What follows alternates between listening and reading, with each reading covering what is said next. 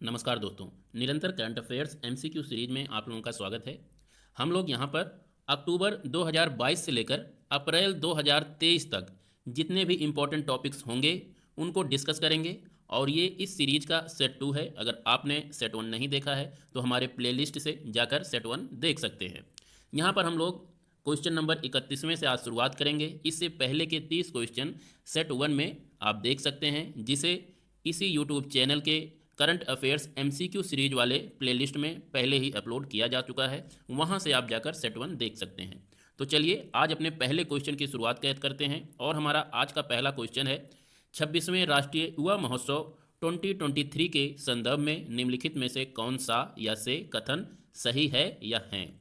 यहाँ पर कुछ स्टेटमेंट दिए हुए हैं और आपको बताना है कि कौन सा स्टेटमेंट राष्ट्रीय युवा महोत्सव 2023 के संदर्भ में सही है। पहला स्टेटमेंट है, इसका आयोजन कर्नाटक के हुबली धारवाड़ में किया जाएगा।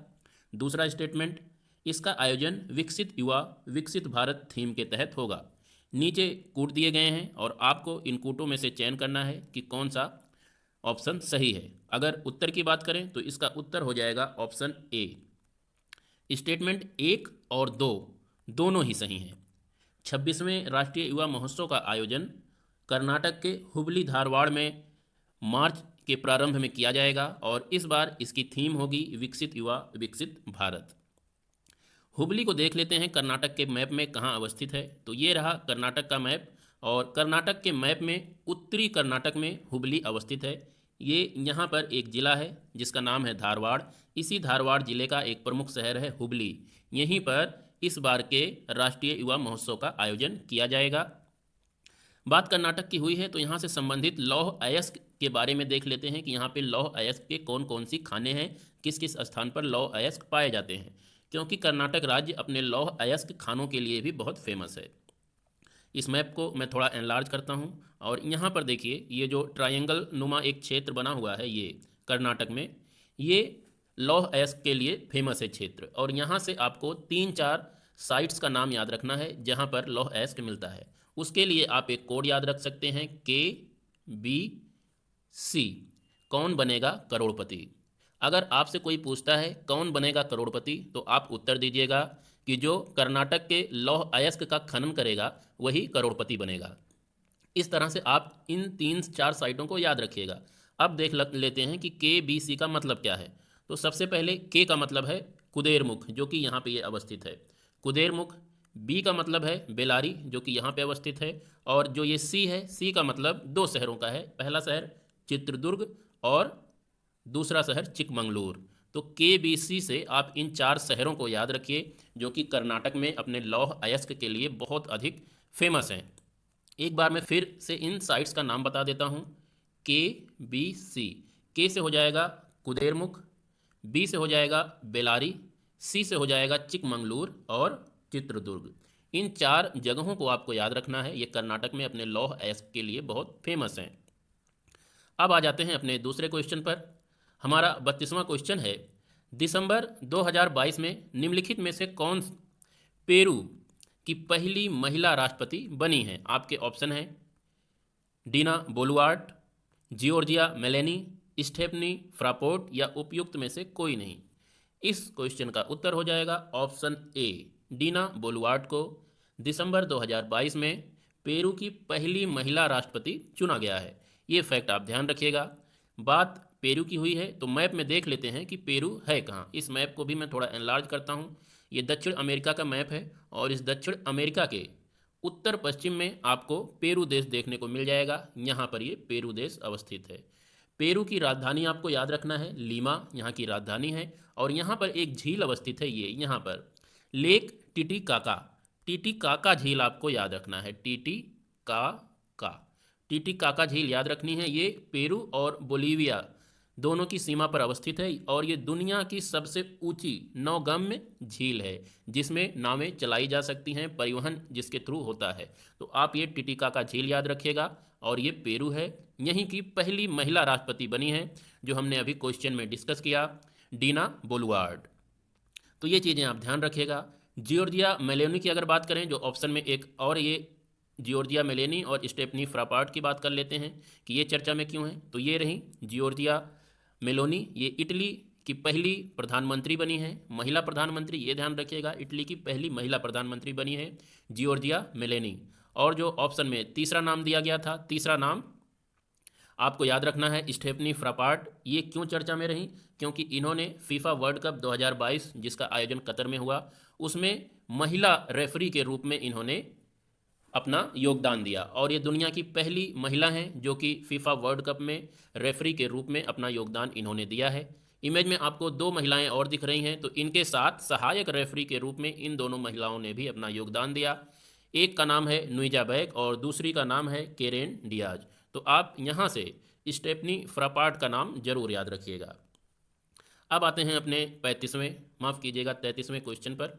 यहाँ से आपको बताना है कि दिसंबर 2022 में घोषित साहित्य अकादमी अवार्ड 2022 में हिंदी भाषा के लिए किस कृति का चयन किया गया है?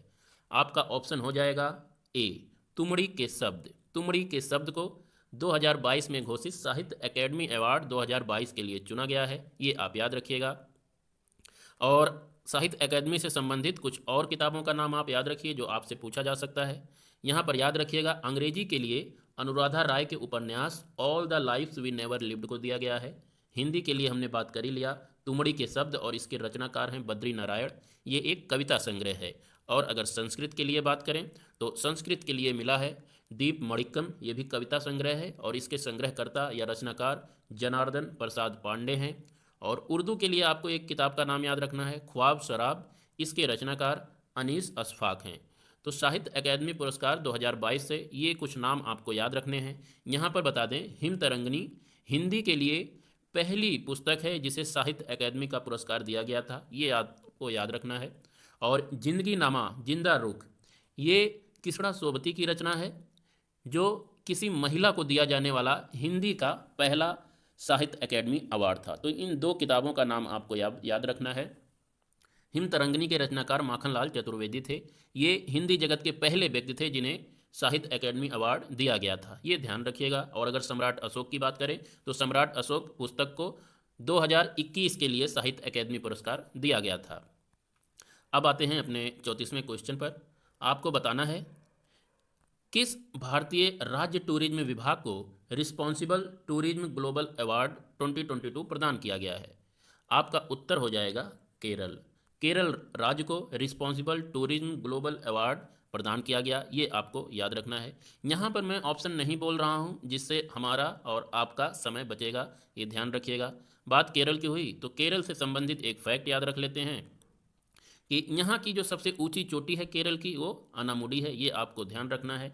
अनामुडी को दक्षिण भारत का एवरेस्ट के नाम से भी जाना जाता है और ये अन्नामलाई की पहाड़ियों में अवस्थित हैं, ये आप चीज़ें कुछ ध्यान रखिएगा। यहाँ की अगर कुछ पहाड़ियों के बारे में बात करें तो यहाँ पर नीलगिरी पर्वत अवस्थित है, फिर यहाँ पर ये अन्नामलाई की पहाड़ियाँ हैं और ये दक्षिण में इलायची पहाड़ियाँ हैं। तो ये कुछ यहाँ पे पहाड़ियाँ हैं जो अवस्थित हैं, इन्हें आप ध्यान रखिएगा, केरल में अवस्थित हैं। केरल के इस तट को जो कि समुद्र से लगा हुआ है मालाबार तट के नाम से जाना जाता है, ये फैक्ट भी आप ध्यान रखिएगा, बहुत बार पूछा जाता है मालाबार तट किसे कहते हैं। इसके बाद यहीं से आप एक हिल स्टेशन का नाम याद रखिए, केरला के मुन्नार। पूछा जा सकता है कि मुन्नार हिल स्टेशन भारत के किस राज्य में अवस्थित है, तो ये भी आपका केरल हो जाएगा। और ये अपने चाय के बागान के लिए बहुत अधिक फेमस है, इसे दक्षिण भारत के कश्मीर के नाम से जाना जाता है मुन्नार को, जो कि केरल में अवस्थित है। 35वें क्वेश्चन पर अगर आ जाएं तो क्वेश्चन है कि एंडरसन अरंतेस डा नेसिमंटो उर्फ पेले, जिनका अभी हाल ही में निधन हो गया, किस देश के महान फुटबॉल खिलाड़ी थे? तो आपका ऑप्शन हो जाएगा ब्राज़ील। पेले जिनका अभी हाल ही में निधन हुआ, ये ब्राज़ील के खिलाड़ी थे, फुटबॉल के खिलाड़ी थे, ये आपको याद रखना है। ये रहे पेले, पेले का ये रहा इमेज जिनका अभी हाल ही में निधन हो गया। इनका मूल नाम आप याद रखिएगा, पूछा नहीं जाएगा लेकिन फिर भी मूल नाम याद रखिएगा। बात ब्राज़ील की हुई है तो ब्राज़ील से संबंधित 2-4 फैक्ट आप देख लीजिए जो कि आपके एग्जामिनेशन में काम आएगा। ब्राज़ील दक्षिण अमेरिका का एक बहुत ही इम्पोर्टेंट देश है और ये दुनिया का 5वां सबसे बड़ा देश है। अगर क्षेत्रफल के हिसाब से बात करें तो दुनिया का 5वां सबसे बड़ा देश है।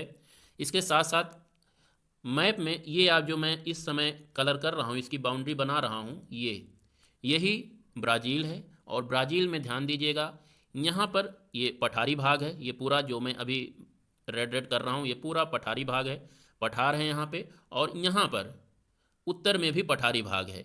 उत्तर वाले पठारी भाग को गुयाना का पठार कहते हैं और दक्षिण वाले भाग को ब्राज़ील का पठार कहते हैं। और इन्हीं दोनों पठारों के बीच में एकदम बीचों बीच में अमेजन नदी बहती है, जो यहाँ की सर्वप्रमुख नदी है। और ये नदी एंडीज पर्वत श्रृंखला से निकलती है। ब्राज़ील के पश्चिम में पर्वत श्रृंखलाएं हैं जिन्हें एंडीज पर्वत श्रृंखला कहा जाता है। दक्षिण में ब्राज़ील का पठार है, उत्तर में गुयाना का पठार है और बीच में अमेजन नदी बहती है। यहीं पर अमेजन वर्षावन पाए जाते हैं, जो कि दुनिया के फेफड़ों के रूप में भी जाने जाते हैं। तो अमेजन के बारे में ये फैक्ट एंड फिगर याद रखिएगा। यहाँ की राजधानी ब्राज़ीलिया है, जो कि ब्राज़ील के पठार पर अवस्थित है। ब्राज़ील दुनिया का कॉफ़ी निर्यात में बहुत अहम स्थान रखता है। यहाँ का एक पोर्ट है संतोष। संतोष एक व्यक्ति का नाम है, तो वहाँ से भी आप रिलेट कर सकते हैं। SANTOS, सेंटोस, इसका उच्चारण सेंटोस पोर्ट है। ये कॉफ़ी के लिए जाना जाता है, लेकिन आप संतोष करके याद रख सकते हैं। अपने अगले क्वेश्चन पे आते हैं। हमारा अगला क्वेश्चन है, हाल ही में प्यूमा इंडिया ने किस बॉलीवुड अभिनेत्री को अपना ब्रांड एम्बेसडर नियुक्त किया है? इसका उत्तर हो जाएगा अनुष्का शर्मा। अनुष्का शर्मा को प्यूमा इंडिया ने अपना ब्रांड एम्बेसडर नियुक्त किया है। सोनाक्षी सिन्हा की अगर बात करें तो इन्हें पेटा इंडिया के द्वारा पर्सन ऑफ द ईयर नियुक्त किया गया है, ये आप ध्यान रखिएगा।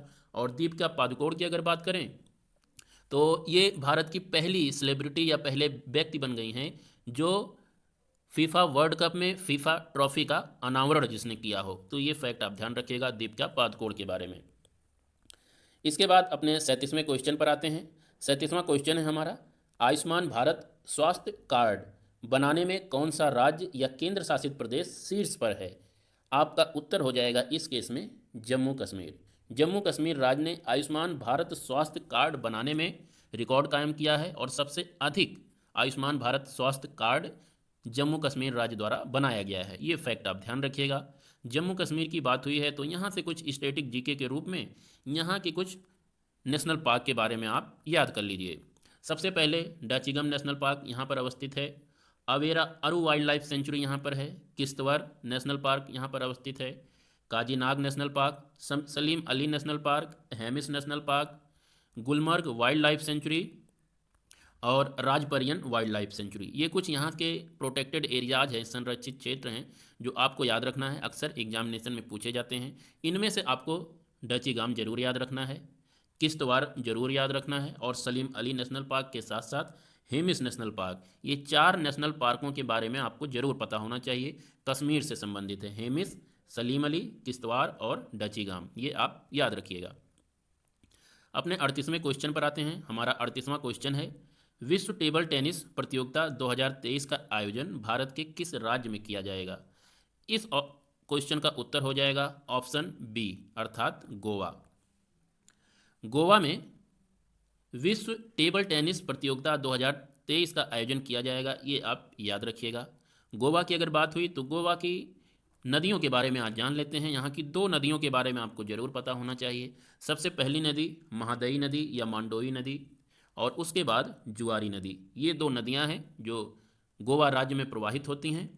महादई या मांडोई नदी के किनारे ही गोवा की राजधानी पणजी अवस्थित है, ये फैक्ट ध्यान रखिए। और सोनसोगोर चोटी यहाँ की सबसे ऊंची चोटी है जो कि पश्चिम घाट में अवस्थित है।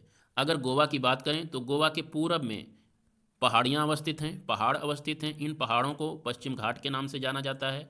इन्हीं पश्चिम घाट की गोवा की सबसे ऊंची चोटी सोनसोगोर चोटी है। इसके तट को, जो कि पश्चिम घाट के पश्चिम में अवस्थित है, इसके तट को कोंकण तट के नाम से जाना जाता है। ये फैक्ट आप ध्यान रखिएगा।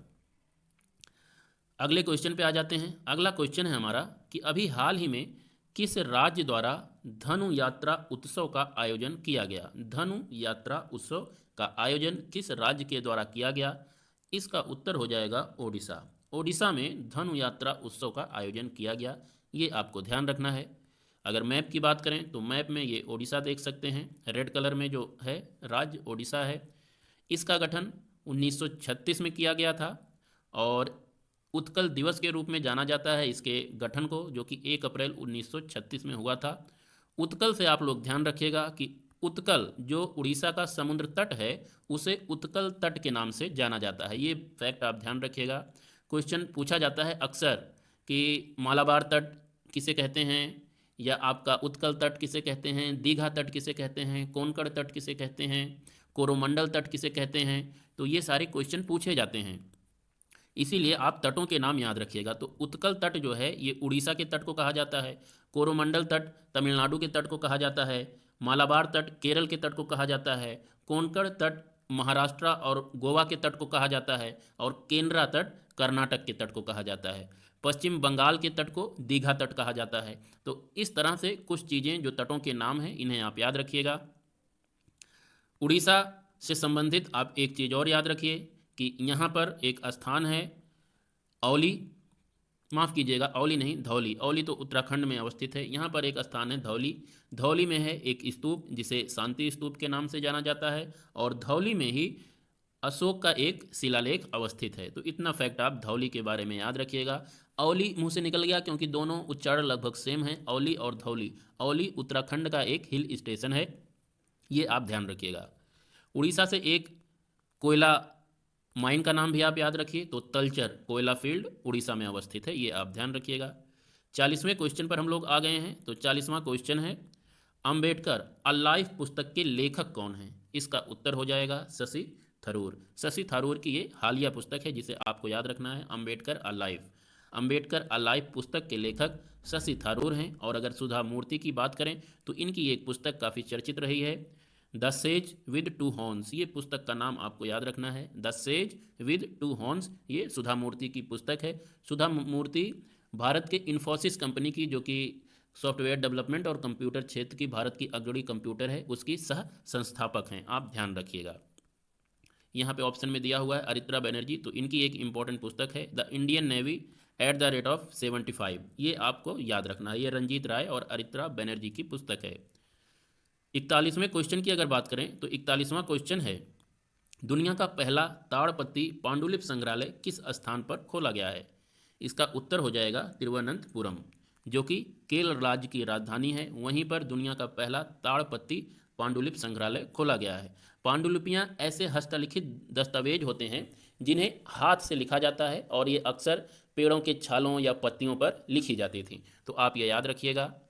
ये जो ताड़पत्री पांडुलिपि संग्रहालय खोला गया है तिरुवनंतपुरम में, इसमें यहाँ के त्रवणकोर साम्राज्य के बारे में जानकारी मिलती है इन पांडुलिपियों से। तो आप ध्यान रखिएगा, जो केरल राज्य है, केरल राज्य का जो दक्षिणी हिस्सा था पूरा का पूरा, कुछ केरल का और कुछ हिस्सा तमिलनाडु का, ये कभी त्रवणकोर साम्राज्य के तहत आता था। और ये पांडुलिपि संग्रहालय इसी त्रवणकोर साम्राज्य के बारे में आर्थिक राजनीतिक जानकारी प्रदान करता है, ये आप ध्यान रखिएगा। इसके बाद हम लोग आ जाते हैं अपने 42वें क्वेश्चन पर। हमारा 42वां क्वेश्चन है भारत की राष्ट्रपति द्रौपदी मुर्मू द्वारा किस स्थान पर संविधान उद्यान का लोकार्पण किया गया है? इस क्वेश्चन का उत्तर हो जाएगा ऑप्शन ए, जयपुर में भारत की राष्ट्रपति द्रौपदी मुर्मू द्वारा संविधान उद्यान का लोकार्पण किया गया है। बात राष्ट्रपति की हुई है तो राष्ट्रपति से संबंधित कुछ स्टैटिक जीके देख लेते हैं, और राष्ट्रपति से जुड़े कुछ इंपॉर्टेंट अनुच्छेदों के बारे में हम लोग देख लेते हैं। तो इसमें सबसे पहले आपको अनुच्छेद 52 याद रखना है, जो ये कहता है कि राष्ट्रपति राष्ट्र का प्रमुख होगा। अनुच्छेद 60 की अगर बात करें तो ये राष्ट्रपति द्वारा ली जाने वाली शपथ का वर्णन करता है। इसे आप जीरो को ओ से रिलेट कर सकते हैं, जीरो और ओ देखने में दोनों सेम सेम है, तो ओ से हो जाएगा OATH ओथ। तो जैसे ही ओथ के बारे में पूछा जाएगा तो आपका दिमाग जीरो से रिलेट करके 60 पर पहुंच जाएगा, ये आप याद रखिए। अनुच्छेद 61 की अगर बात करें तो 61 राष्ट्रपति पर महाभियोग के बारे में बताता है, उसकी प्रक्रिया के बारे में बताता है। यहाँ पर 61 को आई से रिलेट कर लीजिए, आई का मतलब इम्पीचमेंट, इम्पीचमेंट का मतलब महाभियोग, तो एक को आई से रिलेट कर लीजिए, वहाँ से इम्पीचमेंट आपका हो जाएगा। उसके बाद अनुच्छेद 72 याद रखिए, ये क्षमादान की शक्ति के बारे में है। और अनुच्छेद 108 लोकसभा और राज्यसभा की संयुक्त बैठक बुलाने का जो पावर है वो राष्ट्रपति के पास है, तो ये अनुच्छेद 108 में इसका वर्णन किया गया है। बात जयपुर की हुई थी, यानी जयपुर में संविधान उद्यान का उद्घाटन राष्ट्रपति के द्वारा किया गया है। जयपुर से संबंधित आप एक फैक्ट याद रखिए, इसे पिंक सिटी कहते हैं, गुलाबी शहर कहते हैं। और राजस्थान भारत का सबसे बड़ा राज्य है, अगर एरिया के हिसाब से बात करें तो सबसे बड़ा राज्य है राजस्थान, मध्य प्रदेश, महाराष्ट्र और फिर उत्तर प्रदेश। ये 4 राज्य आपको याद रखने हैं, इनका क्रम अरेंज करने के लिए पूछा जाता है। अगले क्वेश्चन पे आते हैं। हमारा अगला क्वेश्चन है, वाल्टर कनिंघम जिनका अभी हाल ही में निधन हो गया, किस क्षेत्र से संबंधित थे? तो आपको याद रखना है कि ये एक अंतरिक्ष यात्री थे, अंतरिक्ष यात्रा से इनका संबंध है। वाल्टर कनिंघम नासा के एक अंतरिक्ष यात्री थे, ये आपको ध्यान रखना है। ये इमेज में इनको आप देख सकते हैं। अपने अगले क्वेश्चन पे आते हैं, 44वें क्वेश्चन पर।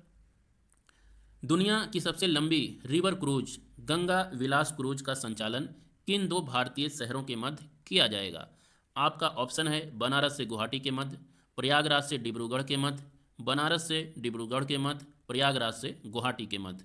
तो इसका उत्तर हो जाएगा बनारस से डिब्रूगढ़ के मध्य गंगा विलास क्रूज का संचालन किया जाएगा। ये आपको याद रखना है। अगर मैप में देखें तो ये रहा मैप, इसे मैं थोड़ा एनलार्ज कर देता हूँ। इस मैप में बनारस से ये रिवर क्रूज की शुरुआत की जाएगी। बनारस के बाद उत्तर प्रदेश के बलिया होते हुए ये बिहार में प्रवेश करेगा। बिहार के बाद मुंगेर होते हुए ये पश्चिम बंगाल में आ जाएगा और पश्चिम बंगाल में हुगली नदी के सहारे ये कोलकाता तक पहुँचेगा। उसके बाद सुंदरबन डेल्टा के आसपास के नदियों में विचरण करते करते ये बांग्लादेश में प्रवेश करेगा और यहाँ पर प्रवेश करने के बाद फिर ये ब्रह्मपुत्र नदी के सहारे भारत के असम राज्य में आ जाएगा, गुवाहाटी के पास जाएगा। उसके बाद आखिर में जाके ये असम के ही डिब्रूगढ़ में अपनी यात्रा समाप्त करेगा। तो ये पूरा का पूरा रूट है जिसे गंगा विलास क्रूज के द्वारा फॉलो किया जाएगा। हमारा अगला क्वेश्चन है, 45 जनवरी 2022 के भारतीय कॉफ़ी बोर्ड के आंकड़ों के अनुसार भारत के अग्रणी कॉफ़ी उत्पादक राज्य हैं। आपको यहाँ पर चुनना है कि भारत के सबसे अधिक कॉफ़ी उत्पादक राज्य कौन से हैं। तो इसका उत्तर हो जाएगा ऑप्शन डी। जो भारत के 3 सबसे अधिक कॉफ़ी उत्पादक राज्य हैं उनमें से कर्नाटक प्रथम, फिर केरल और फिर तमिलनाडु है। इसके लिए आप एक ट्रिक याद रखिए कि आप कर्नाटक से शुरू कीजिए और भारत के तट के समानांतर चलते रहिए। कर्नाटक से केरल आएंगे, केरल से तमिलनाडु पहुँचेंगे, तमिलनाडु से आंध्र प्रदेश पहुँचेंगे, आंध्र प्रदेश से उड़ीसा पहुँचेंगे। तो ये कॉफ़ी उत्पादक राज्यों का क्रम जो है घटता जाएगा। सबसे अधिक कॉफ़ी उत्पादक कर्नाटक में, फिर केरल में होता है, फिर तमिलनाडु में, फिर आंध्र प्रदेश में, फिर उड़ीसा में। तो आप ये ट्रिक याद रखिएगा। इसके बाद 46वें क्वेश्चन पे हम लोग आ जाते हैं। हमारा 46वां क्वेश्चन है, स्मार्ट प्रोग्राम का संबंध किस क्षेत्र से है? आपके ऑप्शन दिए हैं, इन्हें पॉज करके आप क्वेश्चन को अटेम्प्ट कर सकते हैं। वैसे इसका उत्तर हो जाएगा ऑप्शन ए, आयुर्वेदिक चिकित्सा से संबंधित है स्मार्ट प्रोग्राम। अगर इसकी और बात करें डिटेल में तो इसे आयुष मंत्रालय द्वारा शुरू किया गया है, ये ध्यान रखिएगा। और इसका उद्देश्य आयुर्वेदिक चिकित्सा शिक्षा को विनियमित करने और आयुर्वेद में अनुसंधान और विकास को बढ़ावा देने के लिए किया गया है। इसमें आप इसका फुल फॉर्म भी याद रखिए कि इस स्मार्ट का फुल फॉर्म क्या है। तो स्मार्ट का फुल फॉर्म है scope for mainstreaming Ayurveda research in teaching professional program. प्रत्येक वर्ष भारत में 23 अक्टूबर को आयुर्वेद दिवस मनाया जाता है। 47वां हमारा टॉपिक है, भारतीय पुस्तकालय कांग्रेस का आयोजन किस राज्य में किया गया है, ये आपको बताना है। भारतीय पुस्तकालय कांग्रेस 2023 का आयोजन किस राज्य में किया गया है? इसका उत्तर हो जाएगा केरल। केरल में भारतीय पुस्तकालय कांग्रेस का आयोजन किया गया है। यहाँ पर कन्नूर विश्वविद्यालय है एक, उसी कन्नूर विश्वविद्यालय में इसका भारतीय पुस्तकालय कांग्रेस का आयोजन किया गया। केरल की अगर बात करें तो यहाँ से याद रखिएगा, यहाँ का राजकीय पशु जो है वो हाथी है और यहाँ का अथिरापल्ली जलप्रपात बहुत ही फेमस है, जो कि आपको याद रखना है। 48वें क्वेश्चन की अगर बात करें तो 48वां क्वेश्चन है, 15 से 17 फरवरी 2023 तक 12वें विश्व हिंदी सम्मेलन का आयोजन किस देश में किया जाएगा? आपका उत्तर हो जाएगा ऑप्शन सी, फिजी। फिजी में 12वें विश्व हिंदी सम्मेलन का आयोजन किया जाएगा, ये आपको याद रखना है। 49वें क्वेश्चन पे अपने आते हैं। 49वां क्वेश्चन है हमारा, अभी हाल ही में किस सांस्कृतिक स्मारक पर जय हिंद नाम से एक लाइट एंड साउंड शो का आयोजन किया गया? आपका उत्तर हो जाएगा ऑप्शन ए, लाल किला जो कि दिल्ली में अवस्थित है, उस पर जय हिंद नाम से एक लाइट एंड साउंड शो का आयोजन अभी हाल ही में किया गया है, ये आप ध्यान रखिएगा। अगर लाल किला की बात करें तो लाल किला से संबंधित आपको ये फैक्ट याद रखना है कि ये किला 1648 में बनकर तैयार हुआ। 16 का टेबल पढ़ दीजिए, 16 एकम 16, 16 दूनी 32, 16 तियाँ 48। तो 1648 में ये बन के तैयार हुआ और इसे बनने में 9 साल लगे थे। 9 साल जिस तरह से एक माँ अपने बच्चों को अपने कोख में 9 महीने तक पालती है, उसी तरह से शाहजहां ने भी 9 साल तक लाल किला बनाने में अहम भूमिका निभाई। तो आप ये याद रखिएगा। 1648 से 9 साल पीछे चले जाइए, मतलब 1639 में इसकी शुरुआत हुई बनना और 1648 में ये बन के तैयार हुआ। उस्ताद अहमद लाहौरी इसके आर्किटेक्ट थे, ये आपको याद रखना है। अपने 50वें क्वेश्चन की अगर बात करें तो 50वां क्वेश्चन है, गृह मंत्री अमित शाह द्वारा कहाँ पर 122 फुट ऊंची पोलो प्रतिमा का अनावरण किया गया है। इस क्वेश्चन का उत्तर हो जाएगा ऑप्शन बी, मणिपुर। मणिपुर में गृह मंत्री अमित शाह ने पोलो प्रतिमा का अनावरण किया है, जिसकी ऊंचाई 122 फुट ऊंचा है ये, तो ये आपको ध्यान रखना है। मणिपुर की अगर बात हुई तो मणिपुर से कुछ इंपॉर्टेंट फैक्ट आप याद रखिए। आप ये याद रखिए, मैप में आप मणिपुर देख सकते हैं, यहाँ पर मणिपुर है जिसकी राजधानी इम्फाल है। यहाँ से आप एक आर्ट याद रखिए, थांगटा मार्शल आर्ट। ये इस राज्य की बहुत ही फेमस मार्शल आर्ट है, थांगटा। ये आप ध्यान रखिएगा, और ये सशस्त्र युद्ध है। तो आज के लिए बस इतना ही। फिर मिलेंगे अपने MCQ सीरीज में दूसरे पार्ट में। तब तक के लिए नमस्कार।